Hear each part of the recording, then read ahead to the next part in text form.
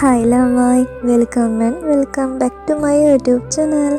ඉතින් අද මාතෘකාව තමයි self love.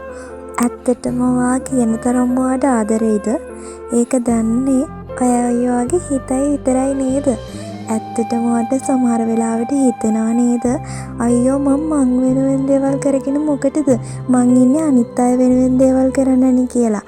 ඒත් ඔයා මේ ජීවිතේ ආපස්සට හැරිලා බලද්දී ඔයා වැඩිම ඔයාගේ කාලය, ඔයාගේ වෙහෙස මහන්සිය, ඔයාගේ හැමදේම කැප කරලා ඔය කැපකිරීම කරලා තියෙන්නේ කාටද කියලා ඔයාට පෙනේවි.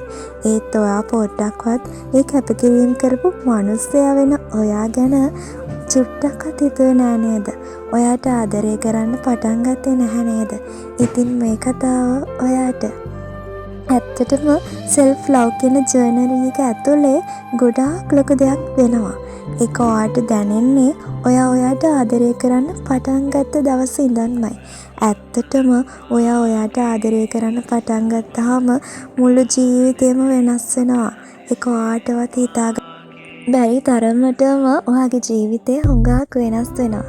ඇත්තටම ඔයා ගැන හිතන්න පුරුදු වෙන්න. ඔයාට දේවල් කරන්න පුරුදු වෙන්න.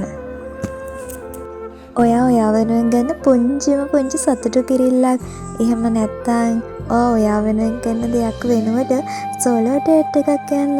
සෝලෝ ඩේට් එක ඇතුලේ තියෙන්නේ ඔයා කැමති චූටි කෑමක් කාලා, ඔයාට කැමති චූටි දෙයක් අරගෙන ඔයාගේ හිත සතුටින් තියෙන එක. නැතුව මහා ලොකු දෙයක් වියදම් කරලා මහා ලොකු දේවල් කරන එක නෙමෙයි.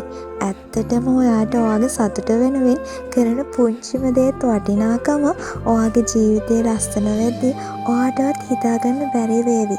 ඇත්තටම ඔය ඉගෙන ගන්න එක උනත් ඔයා ගැන හිතලා කරොත් ඒකේ ලස්සන ප්‍රතිඵලයක් ලැබේවි.